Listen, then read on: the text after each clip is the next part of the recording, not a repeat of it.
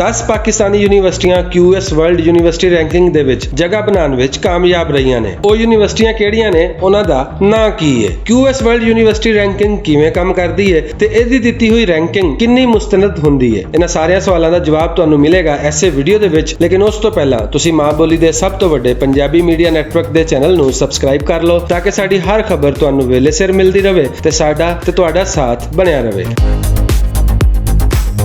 Nazreen, QS world university ranking ਦੀ 2022 ਦੀ ranking report ਆ ਗਈ ਹੈ, ਜਿਹਦੇ ਮੁਤਾਬਕ ਪਾਕਿਸਤਾਨ ਦੀਆਂ 10 ਯੂਨੀਵਰਸਿਟੀਆਂ ਵੀ ਇਸ ਰੈਂਕਿੰਗ ਵਿੱਚ ਜਗ੍ਹਾ ਬਣਾਉਣ ਵਿੱਚ ਕਾਮਯਾਬ ਹੋਈਆਂ ਨੇ ਤੇ ਪਿਛਲੇ ਸਾਲ ਦੀ ਰੈਂਕਿੰਗ ਨਾਲੋਂ ਇਹਨਾਂ ਯੂਨੀਵਰਸਿਟੀਆਂ ਦੀ ਰੈਂਕਿੰਗ ਵਿੱਚ ਥੋੜੀ ਜਿਹੀ ਬਿਹਤਰੀ ਵੀ ਆਈ ਹੈ। ਉਹ ਕਿਹੜੀਆਂ 10 ਯੂਨੀਵਰਸਿਟੀਆਂ ਨੇ ਜਿਹੜੀਆਂ ਇਸ ਰੈਂਕਿੰਗ ਵਿੱਚ ਸ਼ਾਮਿਲ ਨੇ, ਉਹਨਾਂ ਦੇ ਨਾਮ ਵੀ ਤੁਹਾਨੂੰ ਦੱਸਾਂਗੇ। ਪਹਿਲਾਂ ਇੱਕ ਝਾਤ ਇਸ ਗੱਲ ਤੇ ਪਾ ਲਈਏ ਕਿ QS ਵਰਲਡ ਯੂਨੀਵਰਸਿਟੀ ਰੈਂਕਿੰਗ ਕੰਮ ਕਿਵੇਂ ਕਰਦੀ ਹੈ। ਕਿਸੇ ਵੀ ਯੂਨੀਵਰਸਿਟੀ ਦੀ ਰੈਂਕਿੰਗ ਕੱਢਣ ਲਈ QS ਵੱਲੋਂ ਉਸ ਯੂਨੀਵਰਸਿਟੀ ਦੇ 6 ਬੁਨਿਆਦੀ ਇਸ਼ਾਰੇ ਵੇਖੇ ਜਾਂਦੇ ਨੇ। ਪਹਿਲਾ ਨੁਕਤਾ ਇਹ ਵੇ ਕਿ ਉਸ ਯੂਨੀਵਰਸਿਟੀ ਦੀ ਅਕੈਡਮਿਕ ਰੈਪੂਟੇਸ਼ਨ ਕੈਸੀ ਹੈ, ਯਾਨੀ ਉਸ ਯੂਨੀਵਰਸਿਟੀ ਦੀ ਸ਼ੋਹਰਤ ਕੈਸੀ ਹੈ। ਇਸ ਨੁਕਤੇ ਦੇ 40% ਨੰਬਰ ਹੁੰਦੇ ਨੇ। ਦੂਸਰਾ ਨੁਕਤਾ ਇਹ ਵੇ ਕਿ EMPLOYEES ਰੈਪੂਟੇਸ਼ਨ, ਯਾਨੀ ਉਸ ਯੂਨੀਵਰਸਿਟੀ ਦੇ ਮੁਲਾਜ਼ਮਾਂ ਦੀ ਸ਼ੋਹਰਤ ਕੈਸੀ ਹੈ। ਇਸ ਨੁਕਤੇ ਦੇ 10 ਨੰਬਰ ਹੁੰਦੇ ਨੇ। ਤੀਸਰਾ ਨੁਕਤਾ ਇਹ ਵੇ ਕਿ ਕਿੰਨੇ ਸਟੂਡੈਂਟਸ ਲਈ ਕਿੰਨੇ ਉਸਤਾਦ ਰੱਖੇ ਗਏ ਨੇ, 20 ਨੰਬਰ ਇਸ ਨੁਕਤੇ ਦੇ ਹੁੰਦੇ ਨੇ। ਚੌਥਾ 20% ਨੰਬਰਾਂ ਵਾਲਾ ਨੁਕਤਾ ਇਹ ਵੇ ਕਿ ਉਸਤਾਦਾਂ ਦੀ ਤਾਲੀਮੀ ਕਾਬਲੀਅਤ ਕੀ ਹੈ। ਪੰਜਵਾਂ 5 ਨੰਬਰ ਵਾਲਾ ਨੁਕਤਾ ਇਹ ਵੇ ਕਿ ਦੂਜੇ ਮੁਲਕਾਂ ਦੇ ਕਿੰਨੇ ਸਟੂਡੈਂਟਸ ਉੱਥੇ ਪੜ੍ਹਨ ਆਉਂਦੇ ਨੇ। ਤੇ 6ਵਾਂ 5% ਨੰਬਰਾਂ ਵਾਲਾ ਨੁਕਤਾ ਇਹ ਹੁੰਦਾ ਹੈ ਕਿ ਕਿੰਨੇ ਉਸਤਾਦ ਦੂਜੇ ਮੁਲਕਾਂ ਤੋਂ ਉੱਥੇ ਪੜ੍ਹਾਉਣ ਵਾਸਤੇ ਜਾਂਦੇ ਨੇ।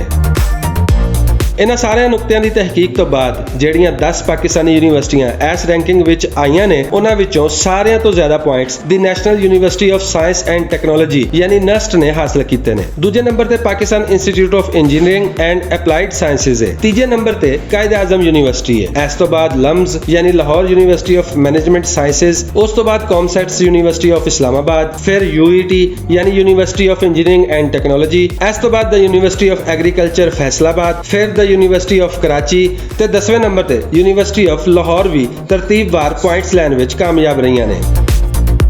QS ਰੈਂਕਿੰਗ ਦੇ ਮੁਤਾਬਕ ਹਾਰਵਰਡ ਯੂਨੀਵਰਸਿਟੀ ਦੁਨੀਆ ਵਿੱਚ ਪਹਿਲੇ ਨੰਬਰ ਤੇ ਹੈ, ਕੈਲੀਫੋਰਨੀਆ ਇੰਸਟੀਚਿਊਟ ਆਫ ਟੈਕਨੋਲੋਜੀ ਦੂਜੇ ਨੰਬਰ ਤੇ ਸਟੈਨਫੋਰਡ ਯੂਨੀਵਰਸਿਟੀ ਤੀਜੇ ਨੰਬਰ ਤੇ ਹੈ ਤੇ ਇਹ ਤਿੰਨੋਂ ਯੂਨੀਵਰਸਿਟੀਆਂ ਅਮਰੀਕਾ ਵਿੱਚ ਨੇ।